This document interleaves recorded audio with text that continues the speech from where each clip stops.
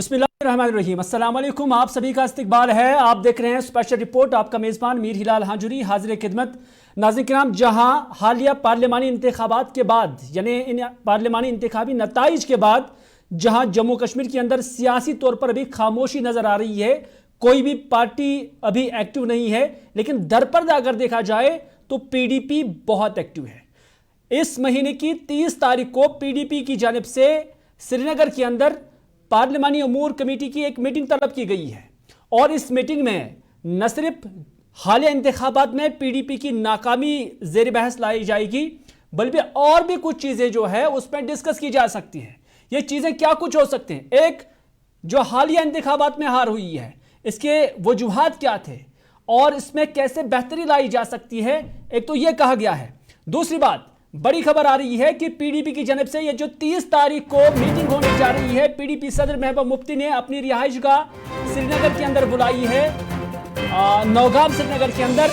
उसमें न सिर्फ पीएसी के जो मौजूदा ढांचा है उसमें तब्दीली लाई जाएगी, बल्कि जो बागी लीडरान हैं, यानी साल 2019 के बाद जो पीडीपी से लगभग 25 के करीब लीडरान भागे थे, पार्टी छोड़ी थी, उनमें से लगभग 11 से 15 के करीब वापसी कर सकते हैं। और उन नामों के हवाले से अगरचे गुप्तशनी चल रही है, लेकिन खबर यही आ रही है कि अब इस मीटिंग को जो 30 तारीख को बुलाई गई है पीडीपी सदर महबूबा मुफ्ती ने नौगाम श्रीनगर में अपनी रिहाइश गाह पर, उसमें कोई बहस हो सकती है और उसमें हतमी जो फैसला है वो लिया जा सकता है। हम कोशिश करेंगे अपने सीनियर नुमाइंदे सैयद रूफ फारूकी के साथ जुड़ने की, जो हमें इस खबर के हवाले से मुकम्मल जानकारी देंगे।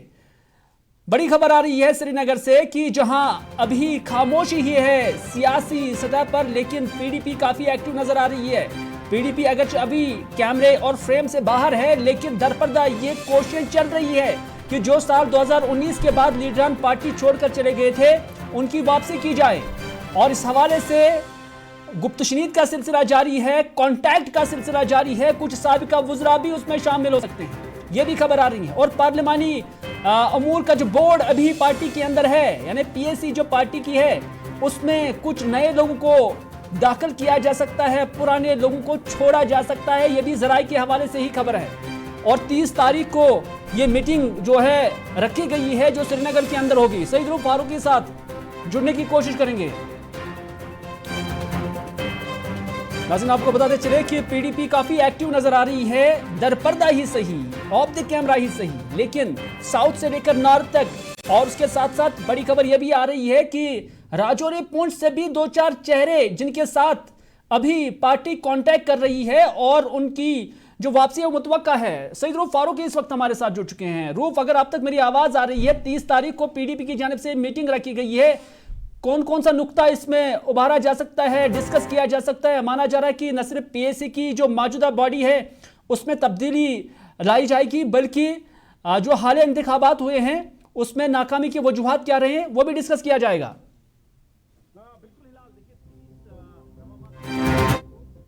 पीडीपी सदर महबूबा मुफ्ती सरबराही में एक इजलास तलब किया है, तो पार्टी के जो सीनियर लीडरान हैं वो शामिल रहेंगे। और इस इजलास का मकसद है हालिया लोकसभा इंतखाबात में जो पार्टी को हार हुई है पर यह उसमें जेर बहस रहेगा, क्यों हार हुई है, क्या वजह बनी है हार की, और क्या लाहे अमल आगे के लिए जो है चलाना होगा पार्टी को। क्योंकि असेंबली इंतखाबात की भी बातें हो रही है कि जम्मू कश्मीर के अंदर असेंबली इंतखाबात हो सकते हैं, तो क्या इस शॉर्ट पीरियड में किस तरह की तब्दीलियां लाने की जरूरत है, ये भी इसमें जेर बहस रहेगा। पर फिलहाल इसमें 2-3 अहम जो नुक्ते हैं वो डिस्कस किए जाएंगे। एक तो जैसे आप खुद कह रहे हैं कि कई लीडरान की घर वापसी की बात हो रही है, और ये मान लीजिए कि 30 तारीख को जो इजलास तलब किया जाएगा उसमें उसको जो है फाइनल डिसीजन लिया जाएगा 30 तारीख को कि जिन लीडरान के साथ बातचीत चल रही है, जो लीडरान वापस आना चाहते हैं पीपुल्स डेमोक्रेटिक पार्टी में, उनके हवाले से फैसला लिया जा सकता है। और तकरीबन 15 के करीब ऐसे लीडरान हैं जो पहले पार्टी छोड़कर चले गए थे, अब जिनकी वापसी हो रही है उनको लेकर फैसला लिया जा सकता है इस मीटिंग के अंदर। और इसके साथ साथ कुछ ऐसे भी खबरें आ रही है, जराए से हमें खबरें मिल रही है कि जो अभी जो ढांचा है, जो पार्लियामेंट्री अफेयर्स बोर्ड का जो अभी ढांचा है उसको तब्दील किया जा सकता है, यानी कुछ नए चेहरे भी उसके अंदर लाए जा सकते हैं। और कुछ ऐसे भी लोग हैं जिनकी शायद छुट्टी हो सकती है, क्योंकि यही माना जा रहा है कि कई ऐसे लीडरान हैं जिनका रोल जो है वो जीरो के बराबर है, ना के बराबर है, जो अपना रोल सही तरीके से नहीं निभा रहे हैं, तो इस वजह से शायद उनकी छुट्टी हो सकती है। जो ये पार्लियामेंट्री बोर्ड बनाया गया है और नए जो चेहरे हैं, कुछ फेसेस हैं, उनको अंदर लाने की बात कही जा रही है। यानी पूरी तरह अब पीपुल्स डेमोक्रेटिक पार्टी जो है वो 30 तारीख से नया जो उनका जो प्रोग्राम है वो शुरू करने जा रही है। एक तो पार्टी में अब किस तरह आगे असेंबली इंतखाबात के लिए जा सकते हैं, असेंबली इंतखाबात लड़ने के लिए क्या कुछ तैयारी है, दूसरा जो लोग वापस आ रहे हैं उनके लिए फाइनल डिसीजन होगा, और साथ ही तीसरा बड़ा यह है कि जो लोग पार्टी के अंदर सही तरीके से काम नहीं कर रहे हैं, जो लोग मान लीजिए कि जिनको डेडवुड भी कहते हैं, उस पे भी नजर है कहीं ना कहीं पार्टी की, क्योंकि हार की वजह भी यही बताई जा रही है कि जो लीडरान है उन्होंने सही तरीके से कंपेनिंग नहीं की, पब्लिक आउटरीच प्रोग्राम नहीं किया है, सही तरीके से ये सारा प्रोसेस नहीं चला है, जिसकी वजह से कहीं ना कहीं अब पार्टी के अंदर कुछ लोग जो है वो ये कह रहे हैं कि तब्दीली लाना पड़ा। रूफ अब आप हमारे साथ बने रहे। सनम एजाज हमारे सीनियर न्यूज एडिटर भी इस खबर पर नजर बनाए रखे हुए हैं। जानने की कोशिश करेंगे सनम से भी कि ये कौन कौन से चेहरे हैं जिनके साथ अभी कांटेक्ट चल रहा है, और ये कांटेक्ट कब से चल रहा है और कब तक ये घर वापसी मुमकिन है। हालांकि ये जराए के हवाले से ही अभी खबर है, कुछ लोगों के साथ हमारी भी बात हुई है, उन्होंने इस बात को तस्लीम कर लिया है कि हाँ राबते हो रहे हैं, लेकिन अभी हतमी फैसला नहीं हुआ है। सनम एजाज के साथ भी जुड़ने की कोशिश करेंगे। सनम मेरे साथ है। सनम, कब से ये नए राबते शुरू हो गए हैं, रिश्ते बनाने की कोशिश की जा रही है, घर वापसी की बात हो रही है, क्या इस बार इस अमल में अमली जामा लगाया जा सकता है या कि पिछली बार की तरह ये भी डिरेल ही हो जाएगा?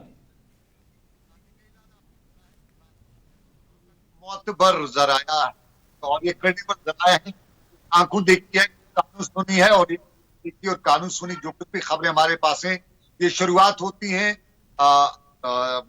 सरताज मदनी साहब को एक हादसा पेश आता है, उनके फर्जंद की मौत वाक़ा होती है, फिर वहां पे जो आना जाना रहा, यूजुअली हमारे यहाँ वो जो हम जाते हैं ताजियत के लिए, तो ताजियत से ये पूरा मामला शुरू हुआ और वहां पे मीटिंग हुई, वहां पे बातचीत हुई, क्योंकि बड़ा वक्त था, सब लोग मदनी साहब के साथ ताजियत के लिए सुबह से गए तो शाम तक बैठे रहे, तो शाम तक बैठे बैठे सियासत भी हुई और सियासत में सब कुछ हुआ, तो फिर रात का डिनर भी वहां पे हुआ। उस डिनर के बाद ये सारा जो मामला है ये आगे बढ़ता गया, और इसमें जिस तरह आपने बताया कि कितने हैं, तो मैं आपको बताऊं कि कितने ही बहुत हैं, 1.5 दर्जन के करीब हैं, और इस 1.5 दर्जन के करीब में जो नाम है मेरे पास लगभग सबके नाम है, लेकिन अभी जाहिर करना मुनासिब नहीं होगा। और ख्याल है आपने उतला खान की तस्वीर सबसे पहले अपने टेलीविजन स्क्रीन पे दिखा दी, इसके साथ आप बिल्कुल एजाज साहब को भी दिखा रहे हैं, तो ये जुल्फकार चौधरी साहब हम अभी वही चेहरे दिखा रहे हैं जो पार्टी छोड़कर चले गए हैं, लेकिन इनमें से वापसी कौन कौन करेगा वो सनम एजाज बताएंगे। देखिए अभी तक आपने जितने चेहरे दिखाई, निजामुद्दीन भट्ट साहब भी दिखा रहे हैं, तो ये सारे चेहरे फिलहाल मुतवक्का में शामिल हैं। ये मंसूर साहब भी हैं, तो मंसूर साहब भी इस सारे फ्रेम में कहीं न कहीं काम कर रहे हैं, उबला खान साहब भी इस सारे मामले पे बात कर रहे हैं।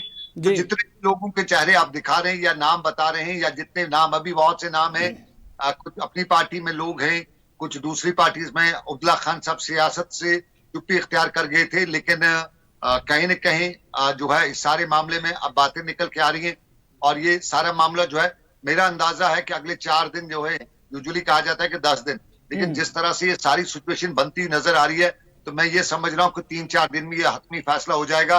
और इसमें एक जो मैंने अभी आपको बताई थी एक बात, शायद वो बात काम कर जाए, अभी तक खुल के उस पर बात नहीं हो रही है, लेकिन वो बात जो है, क्योंकि अब आगे आना है, तो आगे आने के लिए क्या प्रोसीजर होगा, किस तरह से आगे मैदान में आएंगे, क्योंकि बिल्कुल सनम अगर आपको याद होगा कि पहले ये खबरें भी चल रही थी कि इस तरह के जो लोग हैं वो अप्रोच कर रहे हैं पार्टी को, लेकिन बाद में ये बात भी चली थी कि महबूबा मुफ्ती तैयार नहीं है उन्हें इंक्लूड करने में।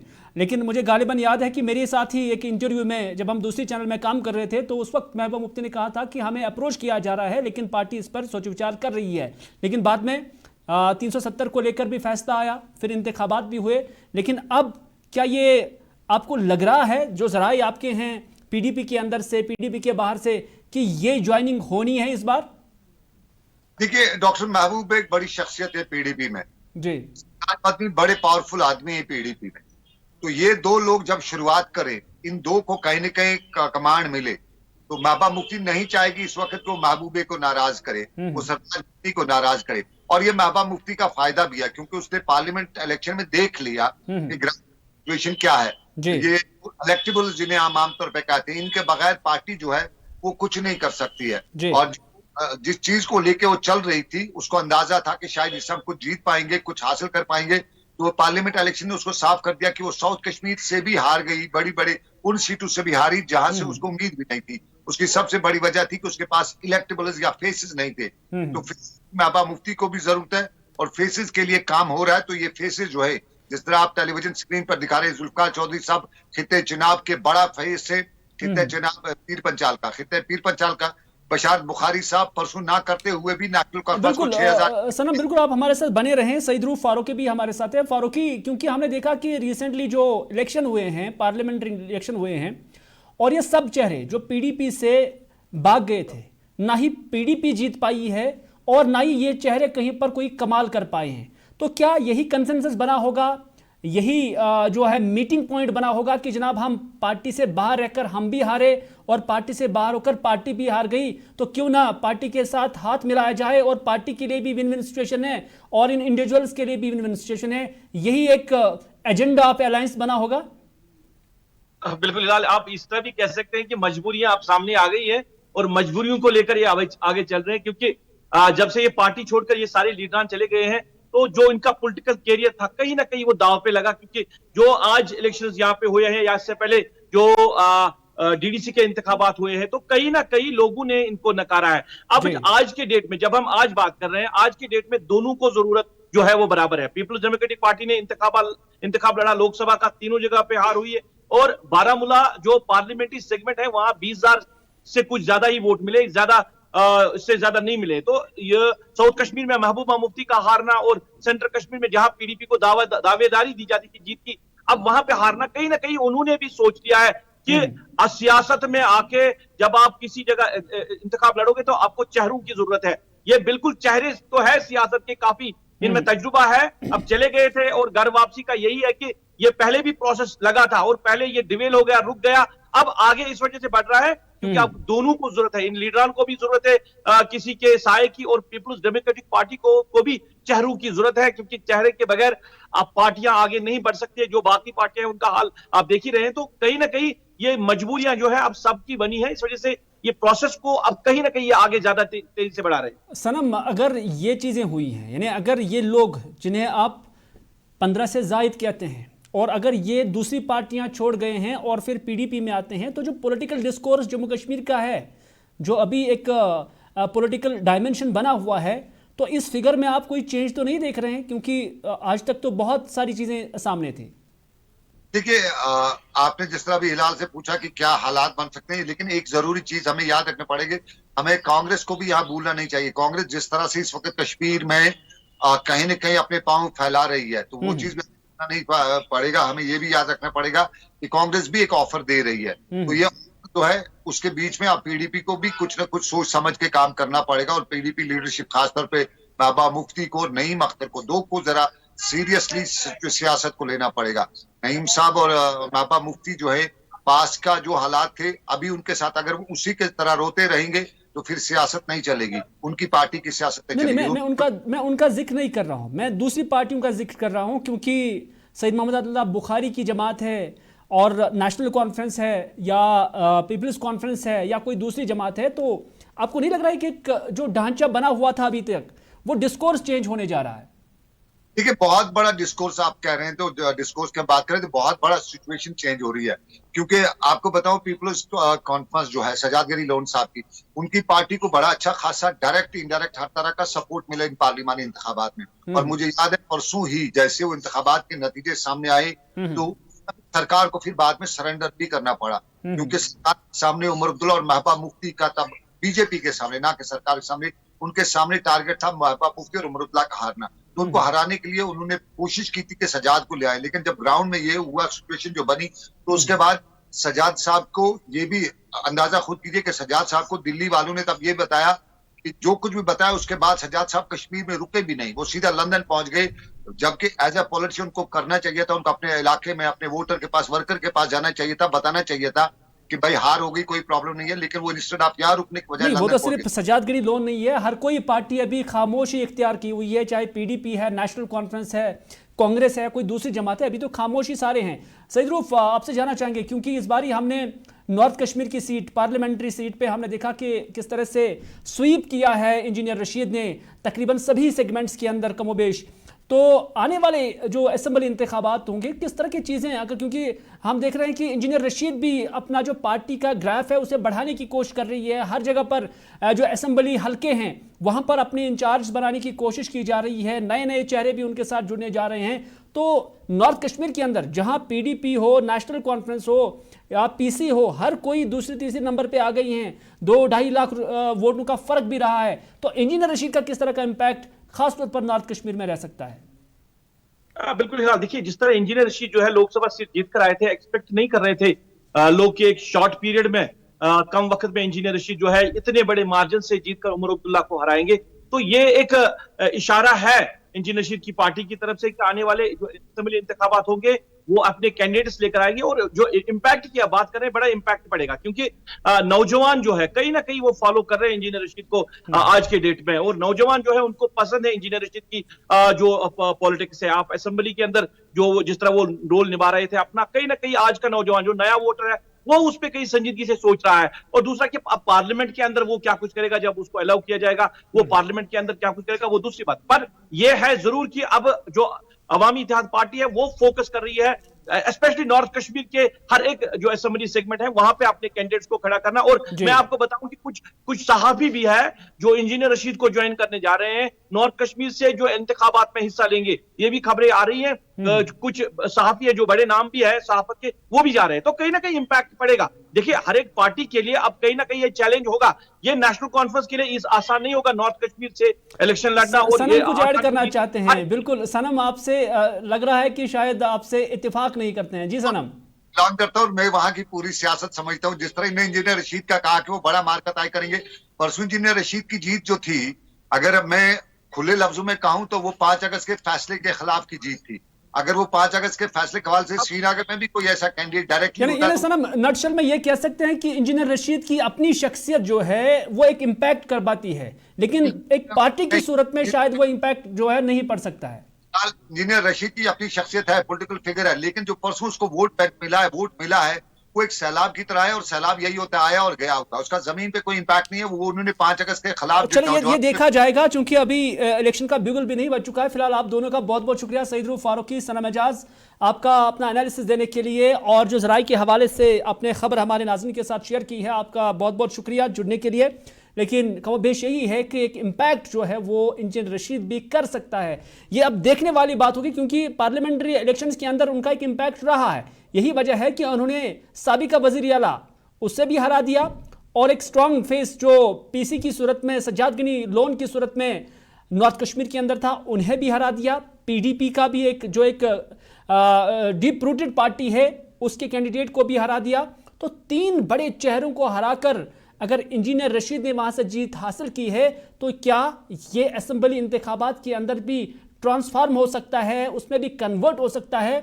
उसके लिए अभी भी वक्त का इंतज़ार करना है। लेकिन वक्त इस चीज़ का भी इंतज़ार कर रहा है कि जो अभी राबते पीडीपी और उनके बागी लीडरान के दरमियान चल रहे हैं, ये राबते कब तक मुकम्मल हो जाते हैं और कब तक इसमें जो फाइनल डेट है वो लग सकती है। ज़रा यही कहते हैं कि 10 दिन के करीब लग सकते हैं, कि और उसके बाद कुछ ज्वाइनिंग हो सकती है। कुछ के साथ सलाह मशवरा चल रहा है। तकरीबन 11 के करीब जो अफराद हैं उन्हें ऑन बोर्ड लिया गया है, उस पर जो है डिसीजन तकरीबन तय है। अब पार्लियामेंट्री कमेटी जो है उसी के अंदर फाइनल डिसीजन होगा।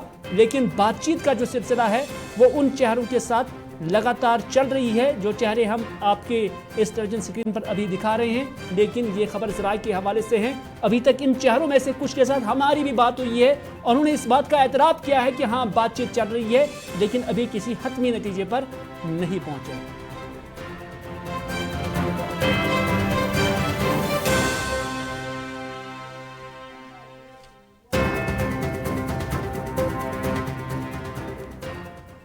अगली खबर में बात करते हैं बडगाम की, क्योंकि बडगाम के अंदर एक मेडिकल शॉप जो है आग की नज़र हो गई है।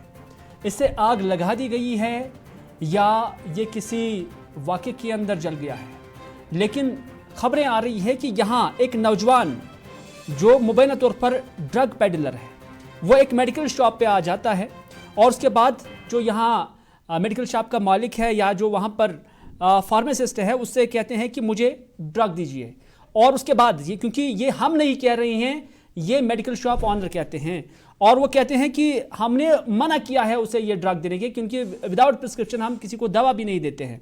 और उसने मुबैना तौर पर जो दुकान का मालिक है उस पर हमला किया है और इस दौरान हल्ला गुल्ला भी हुआ। इस दौरान मेडिकल शॉप ऑनर ने पुलिस के अंदर रिपोर्ट भी दर्ज कराई है। ये एक बार फिर से हम कहते हैं, ये हम नहीं कहते हैं बल्कि ये दुकान का मालिक कहता है, मेडिकल शॉप का मालिक कहता है। और उन्होंने कहा कि जब हमने शिकायत दर्ज कराई तो पुलिस आई, उन्होंने मज़कूरा नौजवान को हिरासत में ले लिया, लेकिन रात देर गए उसे हिरासत से छोड़ दिया गया, यानी उससे फिर रिहा किया गया। लेकिन सुबह के औकात में, आज सुबह के औकात में यहाँ इसी दुकान में आग लग जाती है और शक की बुनियाद पर मज़कूरा शख्स पर ही इल्ज़ाम लगाया गया जो रात को दवाई मांगने के लिए आया था, जिसे पुलिस ने हिरासत में भी लिया था। और उसके बाद उसे एक बार फिर से हिरासत में लिया जाता है और पूछताछ अभी भी जारी है। हम मंजूर से जुड़ने की कोशिश करेंगे, लेकिन उससे पहले जो मज़कूरा मेडिकल शॉप ऑनर है या उसका बच्चा है वो क्या कुछ कहता है, उन्हीं की जुबानी सुनते हैं। 21 जून था कल 8:30 के आसपास के करीब एक ड्रग पेडलर हम दुकान पे आया और उन्होंने बोला कि मुझे NRX मेडिसिन चाहिए। वो हम ऐसे नहीं दे सकते और हमारे पास अवेलेबल नहीं है, तो हमने उसको रिजेक्ट किया और वो रिजेक्ट करके उन्होंने एक शार्प वेपन निकाला अपनी जेब से और try to attempt to murder किया। मेरा पापा था इधर, तो उन्होंने उसको शार्प नाइफ था उसके पास, शार्प नाइफ, तो उन्होंने उसको वो मारना चाहा, लेकिन जो मेरा भाई है आसिफ हुसैन खान वो बीच में आ गए तो उन्होंने उसको रोका। उसके आसपास के करीब और मेरा जो भाई था तो उन्होंने उसको भी इंजर्ड किया, उसको बहुत सारा जो उसकी आर्म है वो इंजर्ड है, जो इसकी लेग है वो भी इंजर्ड है। तो उसके बाद हम पुलिस स्टेशन गए और उनको FIR एक लॉन्च किया उनके खिलाफ। तो पुलिस वालों ने आश्वासन दिया कि हम इसको बंद रखेंगे, लेकिन 10:30 या 11 के आसपास के करीब उन्होंने उसको फिर से छोड़ा। बहुत सारी रिक्वेस्ट हमें पुलिस ने की, बोला कि इसने ऑलरेडी हमारी दुकान को जलाया है तो इसको आप अभी बंद ही रखो, लेकिन FIR होने के बावजूद भी उसको छोड़ा गया। 3:30 के 22 जून 3:30 सुबह के तो उन्होंने उसको आग लगा दी है। जो ये नुकसान है ये ऑलमोस्ट अराउंड 1 करोड़ 90 लाख 1 करोड़ तक होगा। ये जो दुकान है ये पूरा डैमेज हो गया है। DC साहब से हमारी रिक्वेस्ट है और SHO साहब से हमारी रिक्वेस्ट है, इसको कुछ एक परमानेंट हल निकालिए। जो ये ड्रग वाले हैं ये हमको बार बार तंग कर रहे हैं, तो इसका भी सोल्यूशन हमको चाहिए।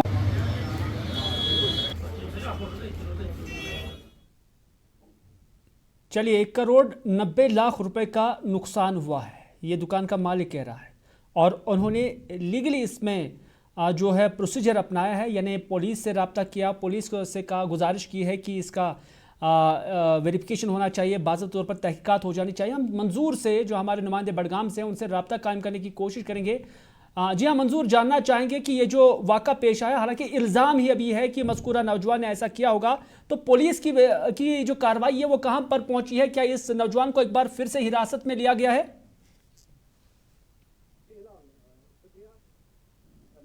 मैं स्पेशल रिपोर्ट के साथ इस वक्त ग्राउंड रिपोर्ट वहाँ ग्राउंड जीरो पे मौजूद हूँ और SSP बडगाम से मैंने बात की। उन्होंने कहा कि अभी हम इन्वेस्टिगेशन कर रहे हैं और जैसे ही इन्वेस्टिगेशन कंप्लीट हो जाएगी हम एक ऑफिशियल जो है यहाँ से स्टेटमेंट जारी कर देंगे। लेकिन फिलहाल सूत्रों के अनुसार गिरफ्तारी तो हुई है, एक जो यहाँ का लोकल बाशिंदा बताया जा रहा है जी। हम यहाँ पे इस वक्त मौके वारदात पे भी मौजूद है, आपको दिखाएंगे विजुअल्स में क्या कुछ हुआ है। जी मंजूर, मैं आपसे जानना चाहूँगा कि जो मज़कूरा दुकान मालिक है उसका इल्ज़ाम है कि ये मज़कूरा नौजवान ने ही किया है जो ड्रग लेने के लिए वहाँ पर आया हुआ था और जिसे पुलिस ने पहले छोड़ दिया था, तो उसको मतलब उसी को मुर्दी इल्ज़ाम ठहरा कर ये अभी शक की बुनियाद पर ही उसको लिया जा रहा है। लेकिन उस तफ्तीश में क्या कोई पेशरफ्त अभी तक हुई है? फिलहाल ताज़ा जानकारी तक तो यही हुआ है कि उसको अरेस्ट किया गया है, एक शख्स को यहाँ पे और वो अभी हिरासत में है, लेकिन फिलहाल ऑफिशियल कोई ऐसा स्टेटमेंट तो नहीं आया है। ये अभी शिकायत की बुनियाद पर ही है या कि फिर FIR भी दर्ज हुई है? एज पर द शॉपकीपर उन्होंने रजिस्टर की है एक FIR कल शाम को ही 3 बजे, और उसके बाद उसको हिरासत में लिया गया था, लेकिन बेलेबल नॉन बेलेबल ऑफेंस के तहत एज पर SSP बड़गाम उन्होंने उनको रिहा भी किया था, घर भी वापस छोड़ा था। और फिर मॉर्निंग में ये वाक़ा पेश हुआ है, करीबन 4 बजे सुबह 5 बजे तक इनको यहाँ पे शॉपकीपर्स को पता चला और फिर आपको बुझाई दी गई। हालांकि डैमेज तो बहुत ज्यादा हुआ है, कंट्रोलेबल फिर भी हुआ है क्योंकि 2 स्टोरी बिल्डिंग है और 1 स्टोरी जो नीचे की है वो पूरी तरह से जल के राख हो गई है। चलिए, बहुत बहुत शुक्रिया मंजूर जानकारी देने के लिए। यानी अभी तक पुलिस इस मामले की तहकीकात ही कर रही है, अभी पुलिस हतमी नतीजे पर नहीं पहुंची है और पुलिस का मानना है कि जो ही इसकी कार्रवाई या तहकीकात कंप्लीट हो जाएगी और उसके बाद एक बाज़ाब्ता तौर पर एक प्रेस स्टेटमेंट के साथ पुलिस आ जाएगी और वो इस ज़िम्न में जो मालूमात है वो शेयर करेगी। फिलहाल मंजूर, आपका बहुत बहुत शुक्रिया इस खबर को लेकर जानकारी देने के लिए। चलो नाज़रीन, ये था आज का स्पेशल रिपोर्ट। इसी के साथ दीजिए अपने मेज़बान मीर हिलाल हांजुरी को आज का ये प्रोग्राम यहीं पर इख्तिताम करने की इजाज़त, इस वादे के साथ कि अगर ज़िंदगी रही तो आपसे फिर होगी मुलाकात। तब तक के लिए खुदा हाफिज़, फ़ी अमानिल्लाह।